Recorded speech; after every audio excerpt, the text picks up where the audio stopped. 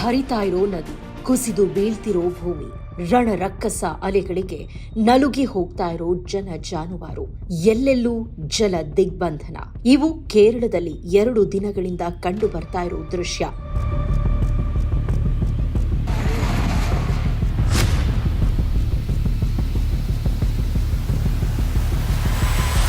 ಕೇರಳದಲ್ಲಿ ಮಂಗಳವಾರ ಮುಂಜಾನೆ ಕಂಡು ಕೇಳರಿಯದ ರೀತಿಯಲ್ಲಿ ಭೂ ಕುಸಿತವಾಗಿದೆ. 115ಕ್ಕೂ ಹೆಚ್ಚು ಜನ ಗಾಯಗೊಂಡಿದ್ದಾರೆ. ಆಸ್ಪತ್ರೆಯಲ್ಲಿ ಚಿಕಿತ್ಸೆ ಪಡಿತಾ ಇದ್ದಾರೆ. ಆಕಾಶವೇ ಕಿತ್ತು ಹೋಗೋ ರೀತಿಯಲ್ಲಿ ದೇವರ ನಾಡಿನಲ್ಲಿ ಮಳೆಯಾಗ್ತಾ ಇದೆ. ರಣ ಮಳೆಗೆ ಭೂಮಿ ಕಿತ್ಕೊಂಡು ಹೋಗಿದೆ. ಸಿಕ್ಕಿದ್ದನ್ನೆಲ್ಲ ಆಪೋಷಣ ಮಾಡಿಕೊಂಡಿದೆ. ಮುಸಲಧಾರೆಯ ಅಬ್ಬರಕ್ಕೆ ಮನೆಗಳು ಜಲಸಮಾಧಿಯಾಗಿವೆ. ನದಿ ತೊರೆಗಳು ಅಪಾಯದ ಮಟ್ಟ ಮೀರಿ ಹರಿತಾ ಇವೆ. ಮರಗಳು ಭೂ ಸಮಾಧಿಯಾಗಿವೆ. ಜನರಂತೂ ತರಗೆಲೆ ರೀತಿ ಕೊಚ್ಚಿಕೊಂಡು ಹೋಗಿದ್ದಾರೆ.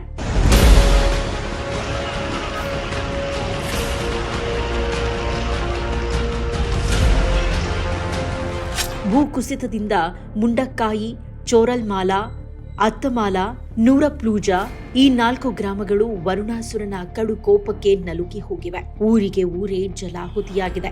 ಈ ಪ್ರದೇಶಗಳಲ್ಲಿ ಕುಸಿದ ಭೂಮಿ ಮಹಾ ದುರಂತಕ್ಕೆ ಸಾಕ್ಷಿಯಾಗಿ ನಿಂತಿದೆ. ಎನ್ಡಿಆರ್ಎಫ್ ಹಾಗೂ ಕೇರಳ ರಾಜ್ಯ ವಿಪತ್ತು ನಿರ್ವಹಣಾ ತಂಡ ರಕ್ಷಣಾ ಮತ್ತು ಶೋಧ ಕಾರ್ಯಾಚರಣೆಯಲ್ಲಿ ತೊಡಗಿಕೊಂಡಿವೆ. ಮಳೆಯ ಪರಿಣಾಮ ಪಬ್ಲಿಕ್ ಸರ್ವಿಸ್ ಕಮಿಷನ್ ಎಕ್ಸಾಮ್ ಅನ್ನು ಮುಂದೂಡಲಾಗಿದೆ. ಭೂಕುಸಿತದಿಂದ ಕೇರಳವೇ ನಡುಗಿ ಹೋಗಿದೆ. ಕೇರಳ ಸರ್ಕಾರ 2 ದಿನಗಳ ಕಾಲ ರಾಜ್ಯಾದ್ಯಂತ ಶೋಕಾಚರಣೆ ಘೋಷಿಸಿದೆ.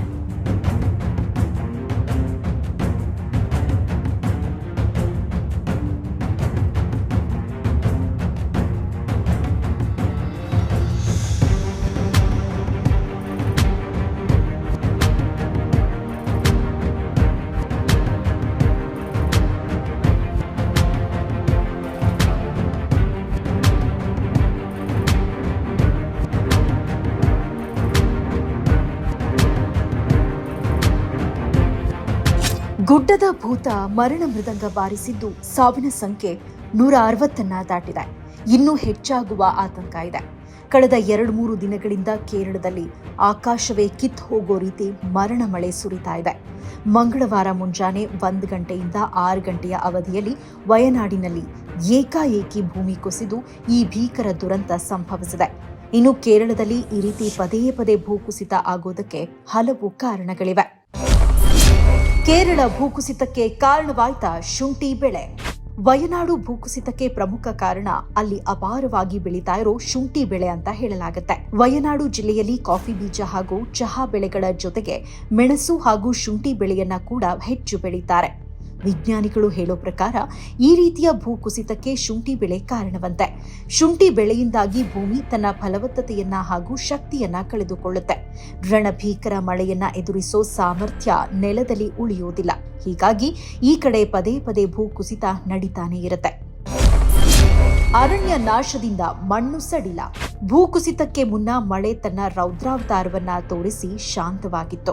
ಭೂಕುಸಿತಕ್ಕೆ ಪ್ರಮುಖ ಕಾರಣ ಭೀಕರವಾಗಿ ಸುರಿತಾ ಇರೋ ಮಳೆ ಹಾಗೂ ಸಾಮರ್ಥ್ಯ ಕಳೆದುಕೊಳ್ತಿರೋ ಭೂಮಿ ಅಂತಾನೆ ಹೇಳಲಾಗಿತ್ತು. ಅತಿಯಾದ ಮಳೆಯಿಂದಾಗಿ ಭೂಮಿಯ ಮಣ್ಣು ಸಡಿಲಗೊಳ್ಳುತ್ತೆ. ಇನ್ನು ಮನುಷ್ಯ ಅಭಿವೃದ್ಧಿಯ ಹೆಸರಿನಲ್ಲಿ ಮರಗಳಿಗೆ ಕೊಡಲಿ ಪೆಟ್ಟು ಕೊಡ್ತಿರ್ತಾನೆ. ಇತ್ತೀಚೆಗೆ ಅರಣ್ಯ ನಾಶ ಅನ್ನೋದು ಎಗ್ಗಿಲ್ಲದೆ ನಡೀತಾ ಇದೆ. ಇದರಿಂದಾಗಿ ಭೂಮಿ ನೀರನ್ನ ಹೀರೋ ಸಾಮರ್ಥ್ಯವನ್ನ ಕಳೆದುಕೊಂಡು ಈ ರೀತಿಯಾದ ಭೂಕುಸಿತಕ್ಕೆ ಕಾರಣವಾಗುತ್ತೆ. ಬೆಟ್ಟದ ಮೇಲೆ ಅವೈಜ್ಞಾನಿಕ ಗಣಿಗಾರಿಕೆ. ಬೆಟ್ಟದ ಮೇಲೆ ಯಾರ ಭಯವೂ ಇಲ್ಲದೆ ಅವೈಜ್ಞಾನಿಕವಾಗಿ ಗಣಿಗಾರಿಕೆ ನಡೆಸಲಾಗ್ತಿದೆ. ಈ ಗಣಿಗಾರಿಕೆಯಿಂದ ಭೂಮಿ ಬರಡಾಗ್ತಾ ಇದೆ. ತನ್ನಲ್ಲಿರೋ ಸತ್ವಗಳನ್ನ ಕಳೆದುಕೊಳ್ತಿದೆ. ನೀರು ಹೀರಿಕೊಳ್ಳುವ ಸಾಮರ್ಥ್ಯವನ್ನೇ ಕಳೆದುಕೊಳ್ತಿದೆ.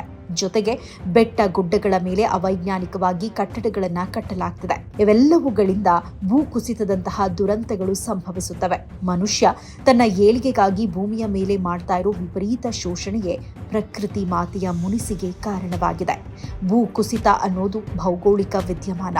ಬೆಟ್ಟಗಳಲ್ಲಿ ದೊಡ್ಡ ದೊಡ್ಡ ಬಂಡೆಗಳ ಚದುರುವಿಕೆ, ಕಾಡು ನಾಶ, ಮಣ್ಣಿನ ಆಳದಲ್ಲಿ ಹುದುಗಿರುವ ಅವಶೇಷಗಳು ಹೀಗೆ ನೂರಾರು ಕಾರಣಗಳಿಂದಾಗಿ ಈ ರೀತಿ ಅನಾಹುತ ಆಘಾತಕಾರಿ ಪ್ರಾಕೃತಿಕ ವಿಕೋಪಗಳು ಸಂಭವಿಸುತ್ತಿವೆ. ಈ ರೀತಿ ಪ್ರಾಕೃತಿಕ ವಿಕೋಪದಿಂದ ನಮ್ಮ ರಾಜ್ಯ ಕೂಡ ಹೊರತಾಗಿಲ್ಲ. ಪಶ್ಚಿಮ ಘಟ್ಟಗಳಿಗೆ ಮಳೆಗಾಲದಲ್ಲಿ ಆಪತ್ತು ಕಟ್ಟಿಟ್ಟ ಬುತ್ತಿ. ಕರ್ನಾಟಕದಲ್ಲೂ ಇದೇ ರೀತಿ ಪರಿಸ್ಥಿತಿ ಇದೆ. ಇತ್ತೀಚೆಗೆ ಶಿರೂರಿನಲ್ಲಿ ಸಂಭವಿಸಿದ ಗುಡ್ಡ ಕುಸಿತವೇ ಇದಕ್ಕೊಂದು ನಿದರ್ಶನ. ಇದರಿಂದ ಈಗಲಾದರೂ ಪಾಠ ಕಲಿಬೇಕು. ಪ್ರಕೃತಿ ಜೊತೆ ಹೆಜ್ಜೆ ಹಾಕಿದ್ರಷ್ಟೇ ನಮ್ಮ ಭವಿಷ್ಯ ಸುರಕ್ಷಿತ.